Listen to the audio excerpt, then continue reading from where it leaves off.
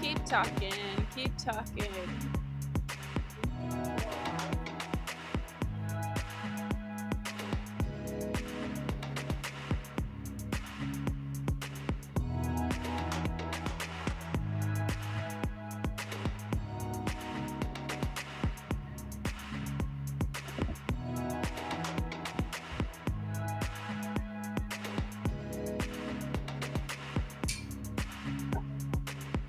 Keep talking, Hope.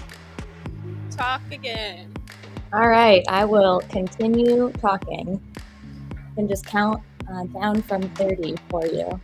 30, 29, 28, 27, 26, 25, 24, 23, 22, 21, 20, 19, 18, 17, 16, 15, 14, 13, 12, 11, 10, 9, 8, 7, 6, 5, 4, 3, 2, 1, 2, 3, 4, 5, 6, 7, 8, 9, 10, 11, 12, 13, 14, 15, 16, 17, 18, 19, 20, 21, 22. Just let me know when you are done with me talking. 22, 23, 24, 25, 26, 27, 28, 29, 30, 2, 4, 6, 8, 10, 12, 14, 16, 18, 20. We're going to try a video from Allie.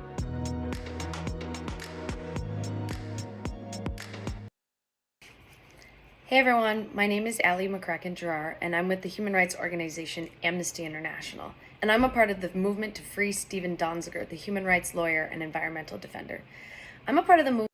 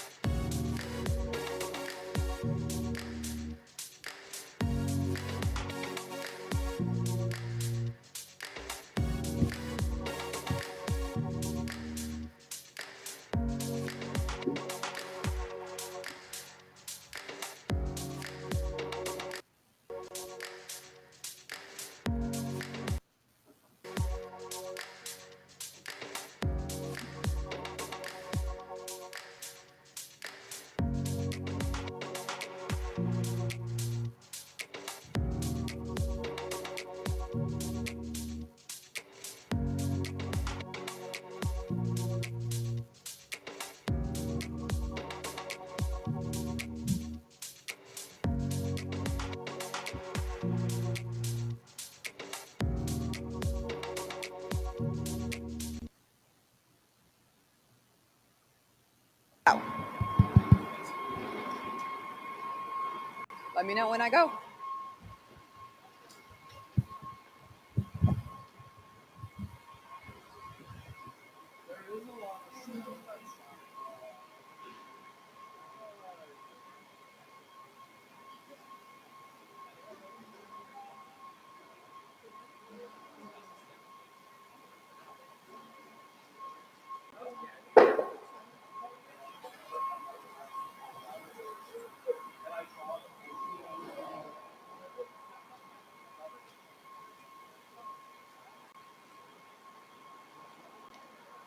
Step right up behind.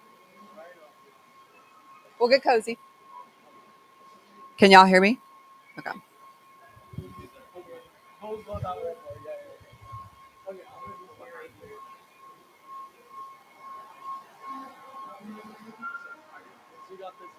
Cool. We want to get the corn. Well, that's okay. Are we ready?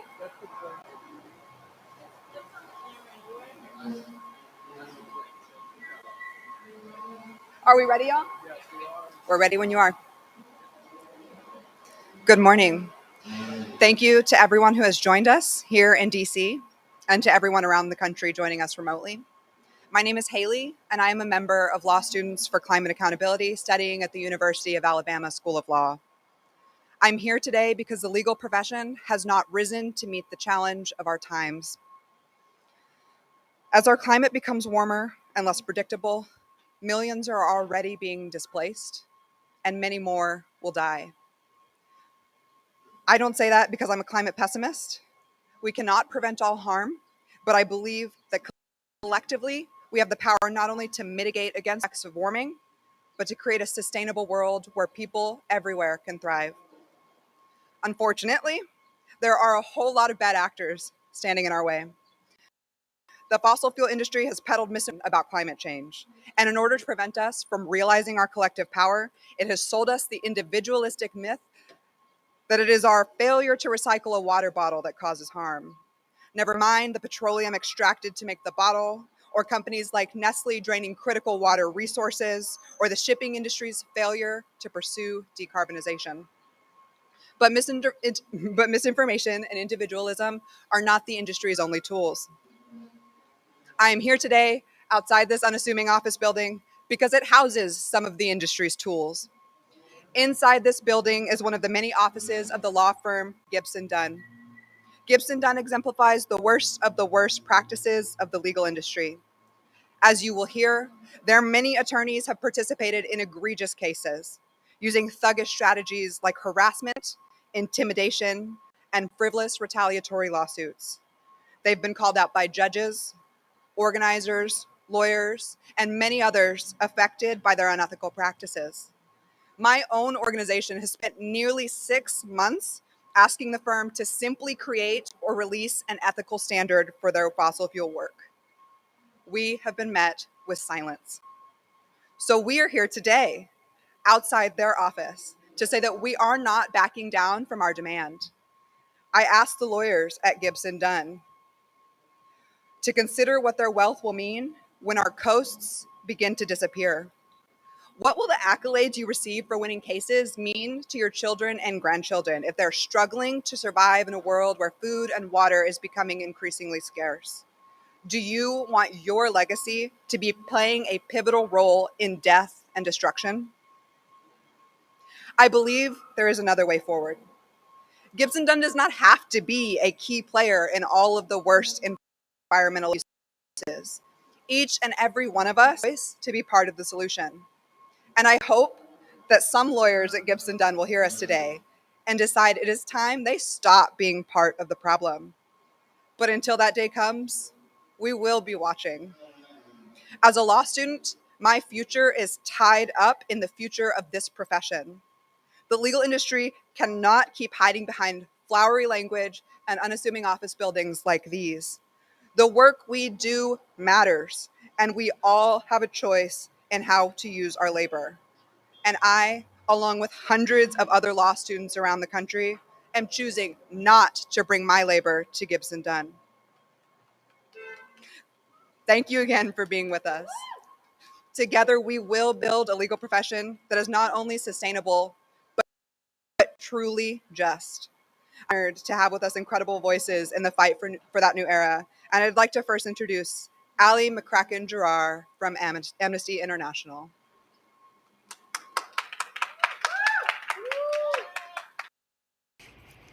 Hey everyone, my name is Ali McCracken-Gerard, and I'm with the human rights organization Amnesty International. And I'm a part of the movement to free Stephen Donziger, the human rights lawyer and environmental defender.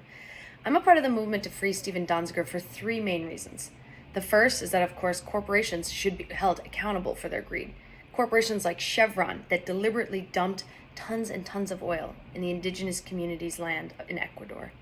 Second, I'm a part of the Free Donziger movement because Stephen Donziger has been experiencing multiple human rights violations, including deprivation of his liberty. Last year in September, the United Nations Working Group on Arbitrary Detention ruled that Stephen Donziger's ongoing house arrest and incarceration constitutes arbitrary detention and deprivation of his liberty.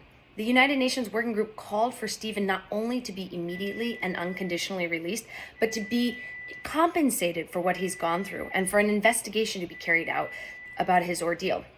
At Amnesty International, we agree completely with the findings of the UN Working Group on Arbitrary Detention, and we are demanding, not just here in the United States, but globally, that Stephen Donziger be freed immediately. And we're calling on the U.S. Department of Justice to assume jurisdiction over the case, because we know for sure that they'll throw it out. The third reason that we're calling for Stephen Donziger to be freed is because what's happening to him is not just about him. It's about he is an emblematic example of a broader, alarming trend of lawsuits being used to silence, harass, and intimidate people, whether they're activists, journalists, lawyers, people who are fighting for the public good, people who are doing human rights work. Now we've seen a broader trend of these kinds of lawsuits, slap lawsuits, which I'm sure you're all familiar with, which is what we believe is happening to Stephen Donziger. And this is being used to silence his crucial work and to silence other people, other lawyers maybe, like you all are aspiring to be, from doing work for the common good, for fighting for people worldwide and fighting against corporate greed. Well, I hope that you all will stay strong, stay brave, stay in the fight. Don't let corporations intimidate you. We are all in this together. We are all in the struggle for justice worldwide, for all peoples, justice and liberation. And in the meantime, I'm excited that you're all in the fight to free Stephen Donziger and any other human rights defender that's being harassed, intimidated, surveilled, or detained by whether it's the U.S. government or at the behest of a giant corporation like Chevron. We're in this together. We're going to free Donziger. We're going to hold the big corporations accountable, and we're going to fight for human rights everywhere. Thank you for being here today, and I hope to meet you all in person soon. Thank you so much, Ellie. We're going to turn now to folks outside Gibson Dunn's office in New York City, led by Jonah Baskin. Hi, everyone.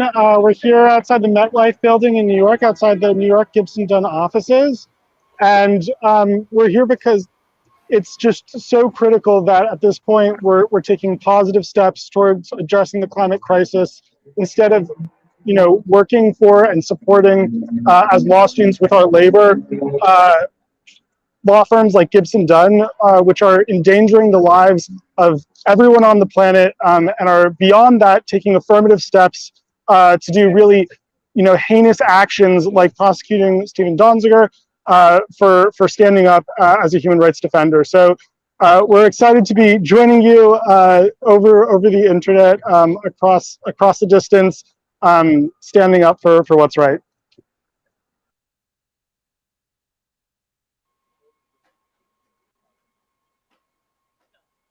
Thank you so much, Jonah. With that, I will turn it over to Andrew Miller from Amazon Watch. Thank you, Andrew. All right. Good morning, everybody. It's great to be out here with you. Thanks so much to the Law Students for Climate Accountability and other organizations involved in organizing this action in Washington, D.C. and other actions around the United States. Really appreciate your energy and creativity and involvement in this work. I've had the pleasure of working at Amazon Watch for the last 15 years, and over the course of that time, we have supported Stephen and the communities affected by Chevron's devastation in the northern Ecuadorian Amazon. I just wanted to say this case for me represents the past, the present, and the future of the Amazon and the need to protect the rainforest and her peoples. Of course, in terms of the past, this case is very indicative of the legacy of damage and destruction that Chevron in particular and the oil industry in general have done in the Ecuadorian Amazon, in the Peruvian Amazon, in Colombia, and elsewhere. So this is decades of polluting, of knowingly polluting in the streams, in the rainforest, in the areas that people depend on for their livelihoods. And that manifests to this day in terms of health issues, in terms of high levels of toxins in the blood, not only of the parents, but also many young children who depend on these rivers and depend on the rainforest. So that's really what's at stake here, is the lives and the health of thousands of people across the Amazon. In terms of the present, this case is very much emblematic of course, the ongoing destruction that oil industry is carrying out, the ongoing activities in the same places that have been affected for decades, and the industry's attempt to open up new frontiers across the Amazon, to open up new areas for more oil drilling, for more devastation, for more violations of the rights of local communities. It's also because of the criminalization and the targeting that we're seeing of human rights defenders, of local communities. There are many known cases, and some of those are folks that we work with. People like the Munduruku people in Brazil and Alessandro Munduruku and so many other in their territories against mining. Of course, we're seeing communities affected by mining in other parts of the Amazon too. The Shuar Arutam people in Ecuador, the Quechua people in Napo that we're working with right now, who are trying to defend their rivers from this horrific mining. And as they defend, they are then threatened. They are then targeted.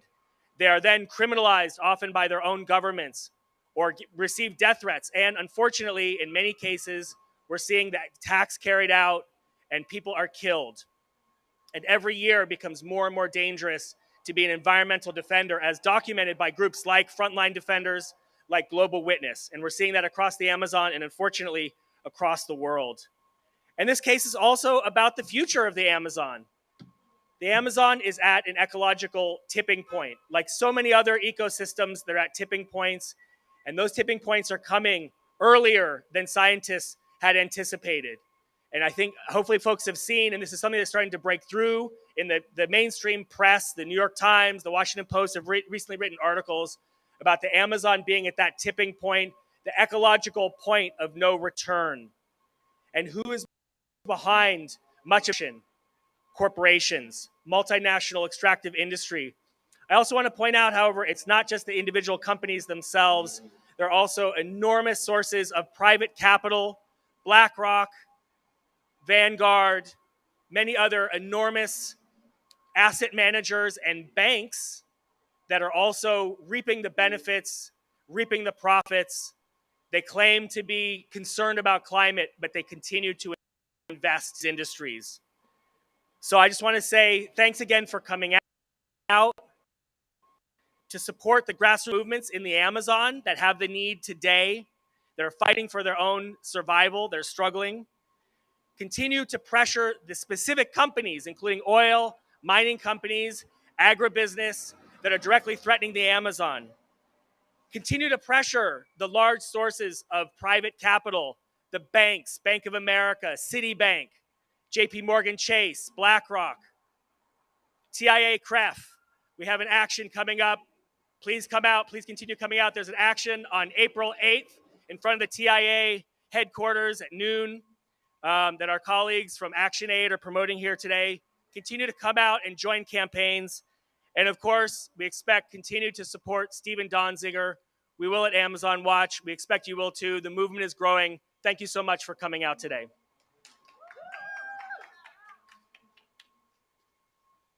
And with that, I am very grateful to turn it over to Stephen Donziger.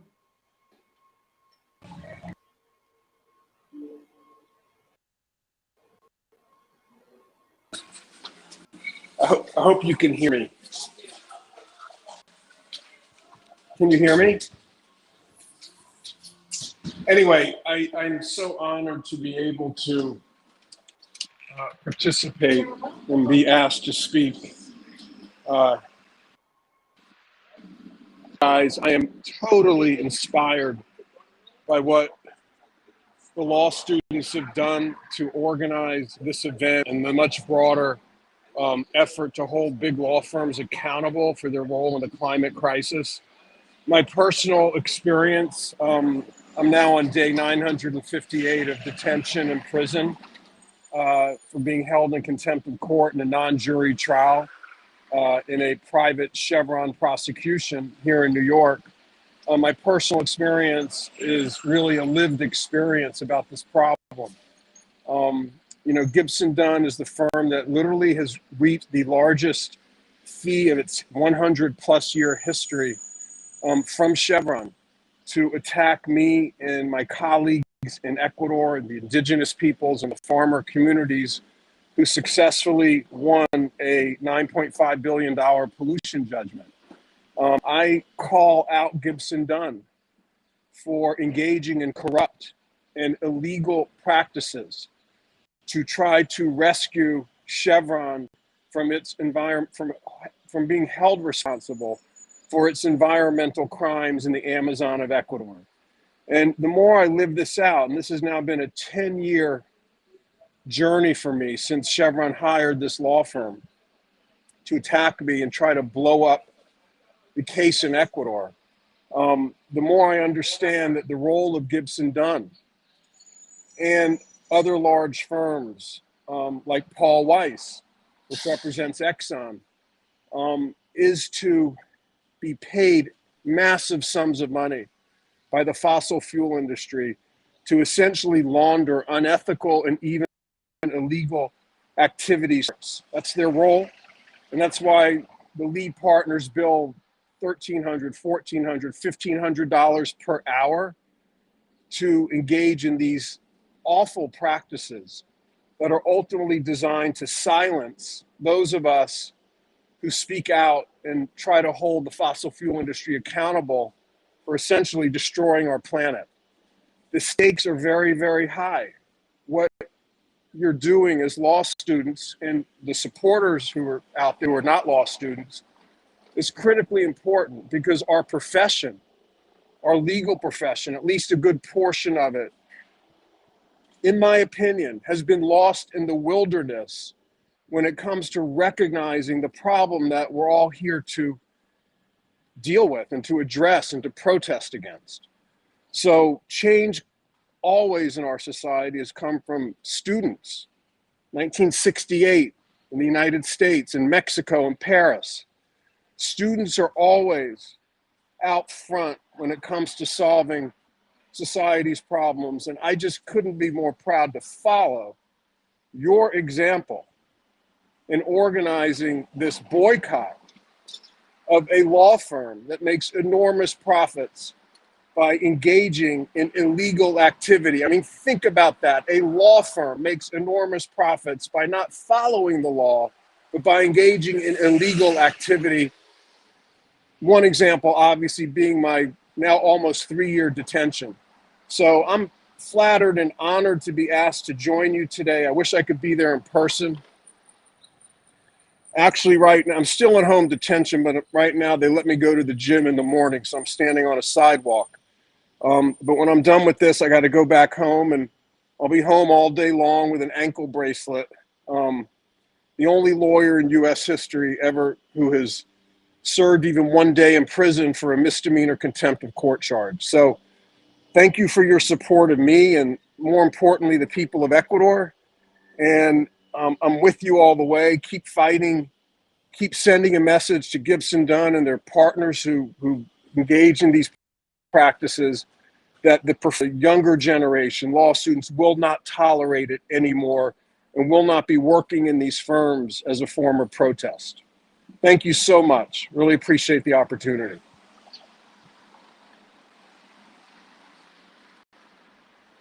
Thank you so much, Stephen. And I think I speak for all of us when I say we also wish you were here with us today. And if folks are interested in supporting Stephen, there is a pardon letter that you can sign on to online. With that, I am really excited to turn it over to Chase Iron Eyes from Lakota People's Law Project. Can you hear me? Can everybody hear me? All right. Yeah. As long as you can hear good enough, I guess. He haningschi midak yapi lila daya yahipalo. It's with an encouraged spirit that I welcome you all and tell you that I'm very, very happy to be here. Very honored to be here. I very much respect and honor Stephen Donziger, and I'm encouraged by everything that you're doing on the ground there today. This is what is necessary in order for human beings, in order for our people to make known our very serious concerns. And I know that the front line is everywhere. It's in a lot of places, and people have different skills, different talents, different inspirations, different backgrounds, different sources of authority. And everybody who might be listening today has seen what happened at Standing Rock, maybe has followed indigenous nations and our allies, people who are seeking a respect relationship with the universe, people who want to understand themselves, who want to understand the nature of reality in a different way, in a way that is not imparted by the colonial, settler, financial, extractive war machine. This is a set of worldviews that abstracts or separates the human being from its natural connection to a sacred metaphysics, to the sacred universe. So I know that we find allies in everybody there today. The fight that we've inherited doesn't come without sacrifice. When you stand up to that conglomerate or to that complex which is determining and dictating the contours of our geopolitical and foreign political reality. These are the same forces that send us to war. They don't send anybody from their class to go die for their profits, but they'll send members of our families, our working class families, to go die for their profits. And additionally, they'll send private military contractors into our homelands and into our very personal lives. This is what we saw happen at Standing Rock. We saw this happen at Line 3. And as you know, I mean, Gibson Dunn is a villain.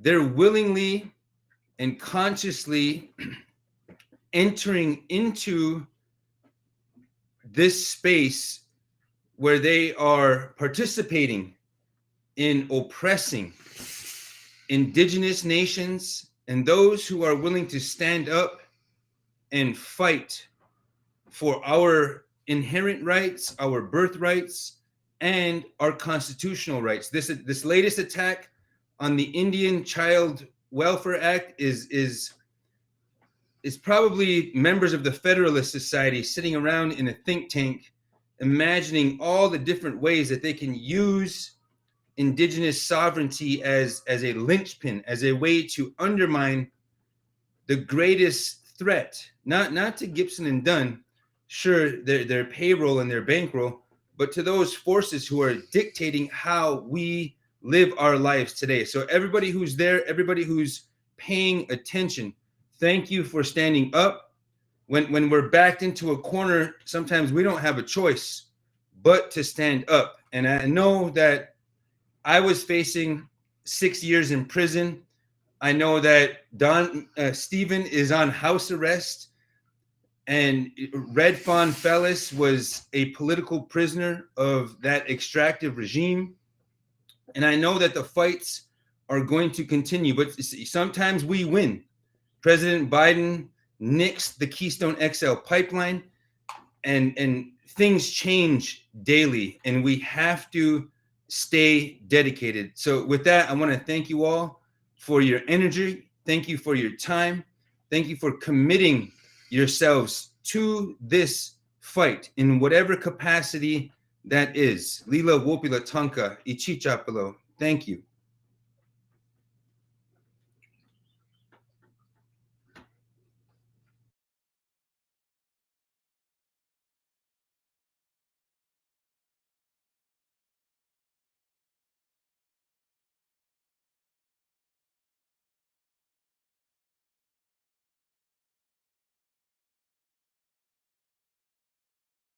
I recorded a video yesterday outside of Gibson Dunn's office in the Bay Area.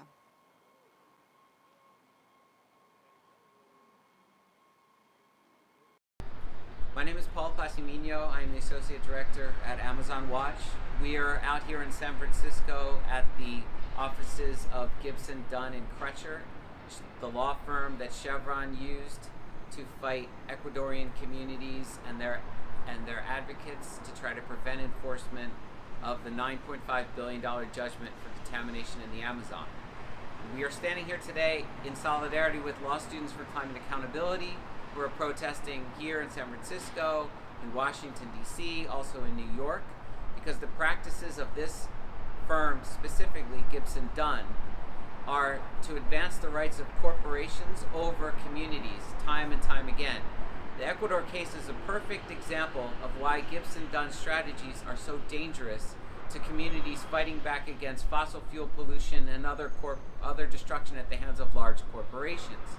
Gibson Dunn found a way to prevent enforcement of the Ecuadorian judgment by blocking the right to access to justice for indigenous communities in the Ecuadorian Amazon. After years of fighting a legal battle to get Chevron to clean up the 16 billion gallons of toxic waste that it admitted to deliberately discharging into the Ecuadorian Amazon for decades, Gibson Dunn waged a slap-suit strategy here in the United States to prevent enforcement by blocking a judge in the United States from ever seeing the Ecuadorian judgment and looking at the evidence of their contamination.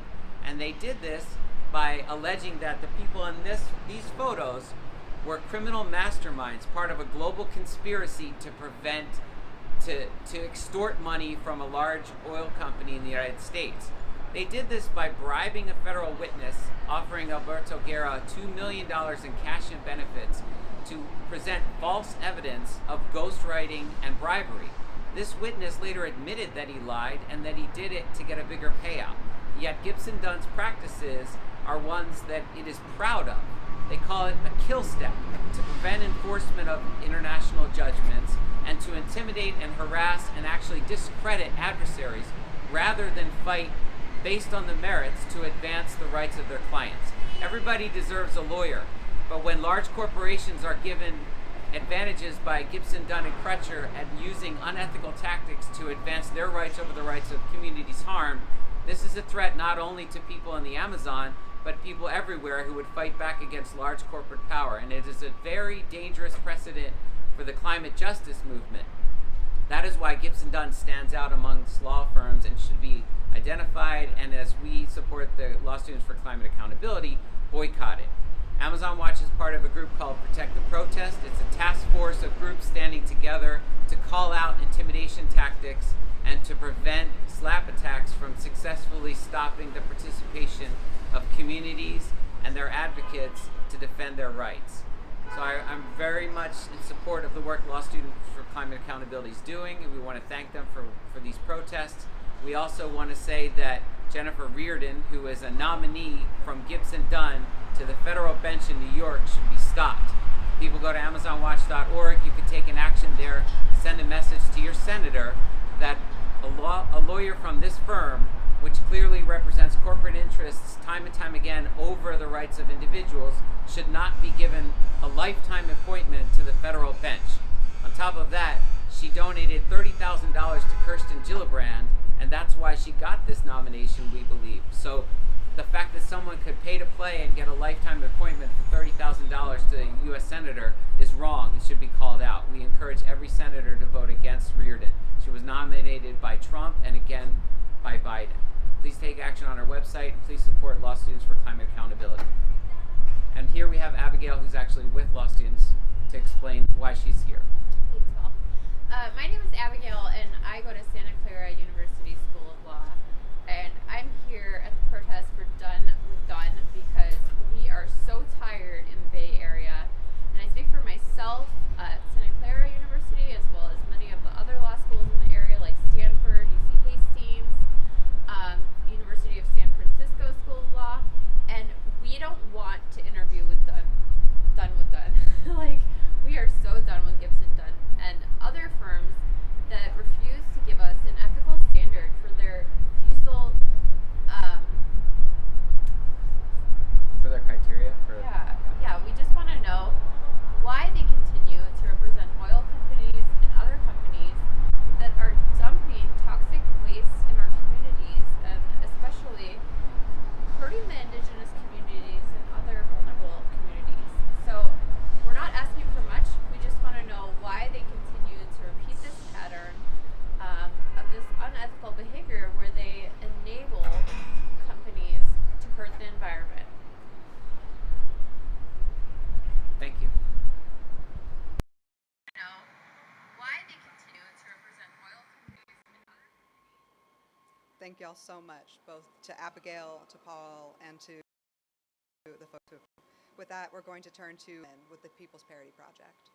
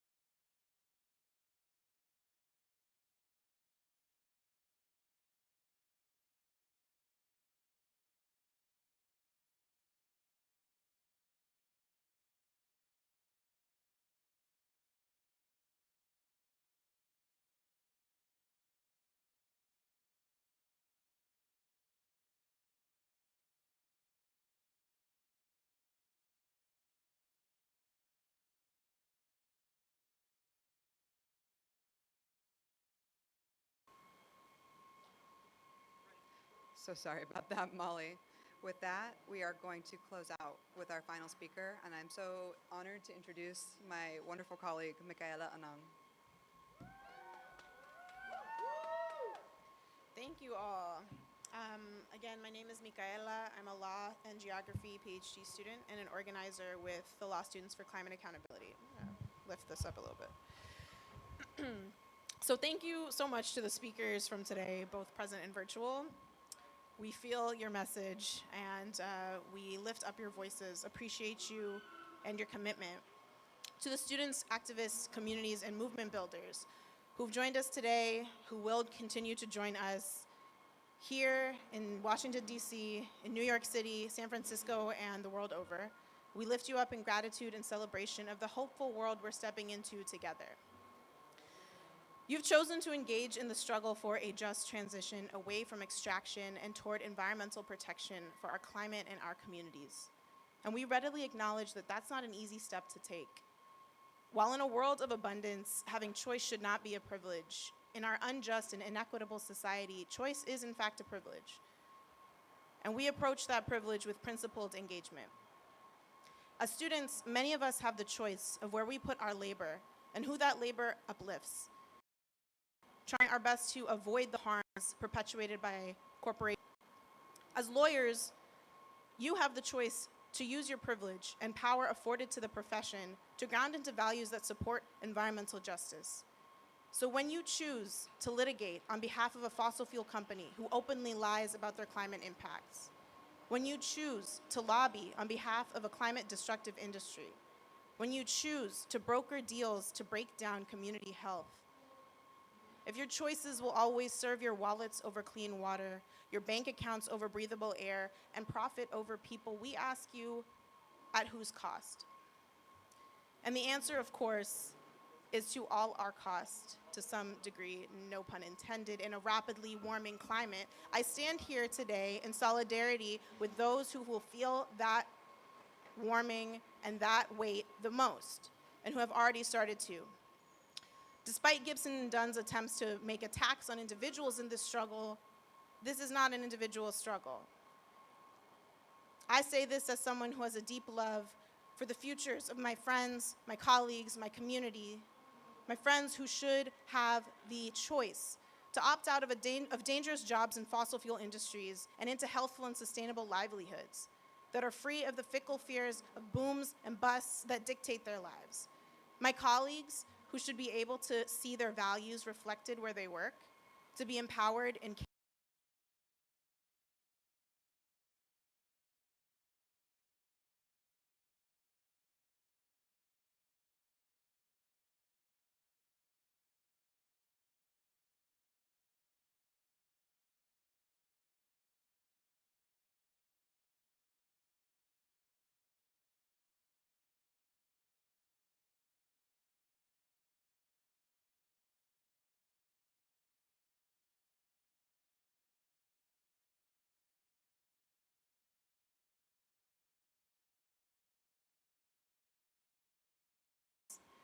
will likely never have to feel the crushing weight of the cost that is borne by communities who are directly impacted by the continued pollution of their homes, their schools, their rivers, their lungs, and the choices made without their consent or consideration.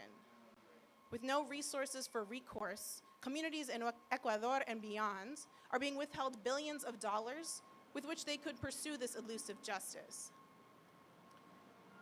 Taking accountability for the harmful impacts of our choices and actions is not the only step in this struggle, but it is one that we are demanding, and we will not accept excuses from Gibson and Dunn, from Baker, from the American Bar Association, from whomever else we are calling into this fight, and other big law firms that we've chosen to call out. We won't accept toxic ethics. We'll accept bold action. And for community who wants to take part in that action and join us, one step you can take is joining Law Students for Climate Accountability and asking to boycott Gibson Dunn, signing onto our Done with Dunn boycott. And you can check out our Twitter at LS4CA for more information about that, and supporting the Reardon recall and the pardoning of Stephen Donziger. Thank you all so much for being here today in struggle, in principled engagement, and in commitment for a just and sustainable future. Thank y'all.